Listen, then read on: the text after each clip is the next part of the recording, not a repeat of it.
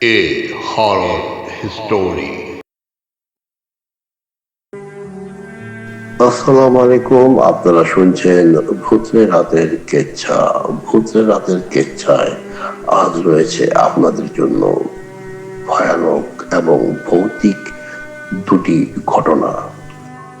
অনেকের মেল করতে সমস্যা হয়, সম্ভবত অনেকে মেল করার সিস্টেম বোঝেন না হয়তোবা।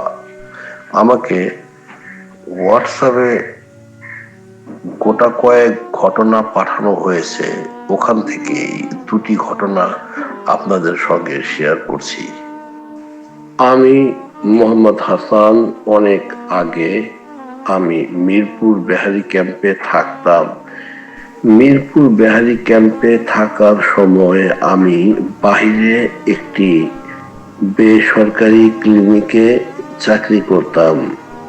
চাকরি করা অবস্থায় মাঝে মাঝে দিনের ডিউটি শিফট পড়তো, মাঝে মাঝে রাত্রকালীন ডিউটি করতে হতো, মানে এক মাসে 15 দিন দিনে এবং 15 দিন রাতে। সেদিন আমার শরীরটা খুব একটা ভালো ছিল না, একটু জ্বর জ্বর ভাব ছিল। বিধায় আমি বসের কাছে বলে ছুটি নিয়ে চলে যাই। আমার সহকারী কলিগ বলেছিল যে বাসায় যাওয়ার দরকার নেই, এখন রাত অনেক, আপনি বরং একটি সিটে ঘুমিয়ে থাকেন। তো আমি বললাম না, আমি বরং বাসায় চলে যাই। আমাদের ক্লিনিকের গেট থেকে বের হলে প্রথম যে রাস্তাটা পড়ে সেটার নাম দারুস সালাম। অনেকে হয়তো চিনে থাকবেন। বের হওয়ার পর অনেকক্ষণ হাঁটছিলাম, উদ্দেশ্য ছিল মোড়ে গিয়ে বের হব, তারপরে ওখানটাতে কোনো একটা গাড়ি, রিক্সা, ভ্যান, যে কোনো একটা জিনিস হয়তো পাবো বাড়িতে যাওয়ার মতো। কিন্তু সেখানে যাওয়ার আগেই দারুসালাম মোড় যখন ঘুরলাম, তখন আমার পিছনে শার্টের কলার ধরে টান দিল অনেক জোরে। এত জোরে টান যে আমার সামনে শার্টের বাটন কয়েকটা ছিঁড়ে গেল। আমি ভেবেছি ছিনতাইকারী হবে, এই ভেবে 2 কদম এগিয়ে গেলাম। চটপট গিয়ে ঘুরলাম, ঘুরতে দেখি ছিনতাইকারী কিছুই নেই, কোনো জিনিস নেই আমার সামনে। আমি 2 কদম আগাতে আমার সময় হয়তো 5 থেকে 10 সেকেন্ড লেগেছে, কিন্তু এর মধ্যে একটা লোক পালিয়ে যাওয়া সম্ভব না। এই ঘটনার পর আমি কিছুটা জোরে হাঁটছিলাম, মাঝে মাঝে দৌড়ও দিচ্ছিলাম, কিন্তু সামনে দেখলাম একটা লোক দাঁড়ানো। এই দেখে সাহসটা একটু বাড়লো। হেঁটে হেঁটে সামনে যাচ্ছি, তখন হঠাৎ লোডশেডিং হলো। আমি আর একটু আগে গেলাম, আর 5-7 মিনিট পর আমি মোড়ে চলে আসবো। কিন্তু তার আগে লোকটি আমাকে জিজ্ঞেস করলো, কিরে ভাই কি হয়েছে? আমি বললাম এমন এমন ঘটনা। আমি দাঁড়াই, ওই পিছন থেকে আমরা একজন টান দেয়, মানে বিস্তারিত বলার পরে লোকটি আমাকে বললো, হা হা, মানে এই রাস্তাটা ভালো না, এই রাস্তা দিয়ে মাঝে মধ্যেই এমন হয়। এই বলার পরে আমি বললাম তো ঠিক আছে, আমি চলে যাই, দোয়া করবেন। তারপর তিন 2-3 কদম হাঁটার পর পিছনে ঘুরতে দেখি ওই লোকটাও নেই। এবার আমি আর থামি না, অনেক দ্রুত দৌড় দেই। মুক্তিযোদ্ধা মার্কেট এখন যেখানে, সেখানটা আগে খালি ছিল, টিনের বেড়া দেওয়া। তখন মার্কেটের কাজ চলতেছিল, সিকিউরিটি গার্ড ছিল গেটে বসা, নৈশ প্রহরী। উনি আমাকে দেখলো, আমার বিস্তারিত কথাবার্তা শোনার পর আমাকে একটি রিক্সা করে দিল, ওনার পরিচিত। এই ছিল আমার ঘটনা।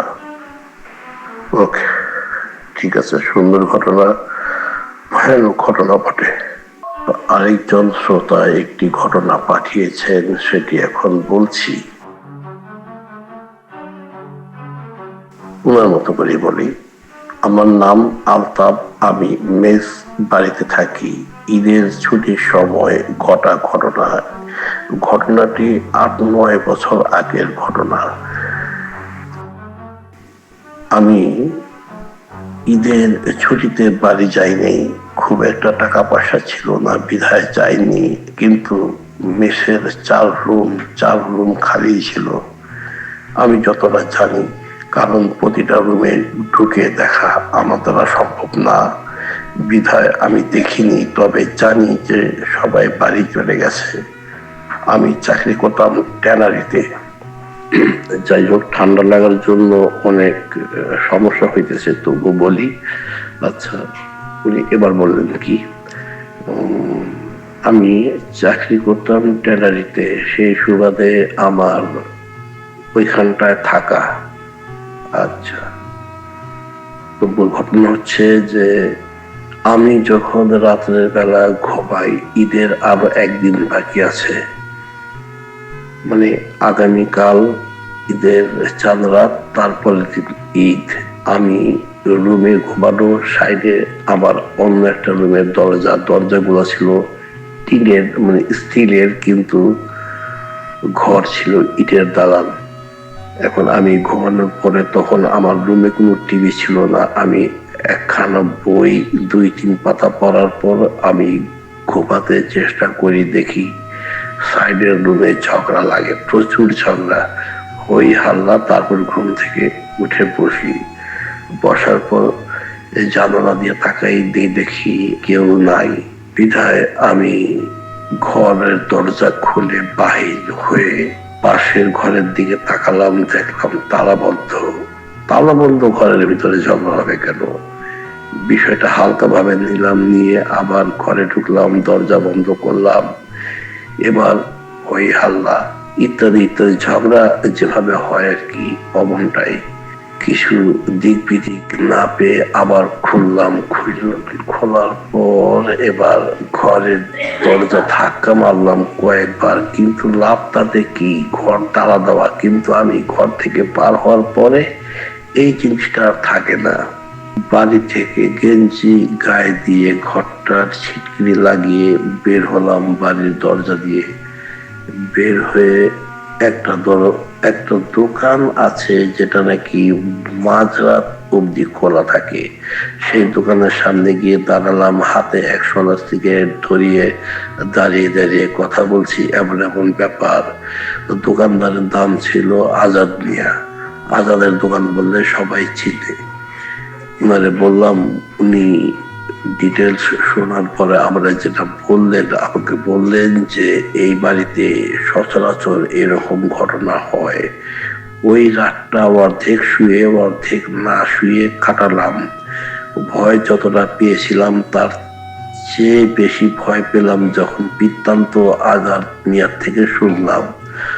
তখন আর ঘুম কি আর আসে? দিনের বেলা আমি গাঠি গোল করলাম বাড়ি থেকে, 3 দিন খালাতো বোনের বাসায় থেকে তারপরে চাকরির গোষ্ঠী মেরে চলে আসলাম নিজের বাড়িতে।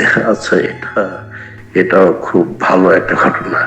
আচ্ছা, যাই হোক, আপনাদের ঘটনাগুলি পাঠিয়েছিলেন, বললাম, পড়ে শেষ করলাম। শুনে ভালো লাগলো, পড়ে ভালো লাগলো। ভালো থাকবেন, ভালো রাখবেন। শেষ করছি, টাটা।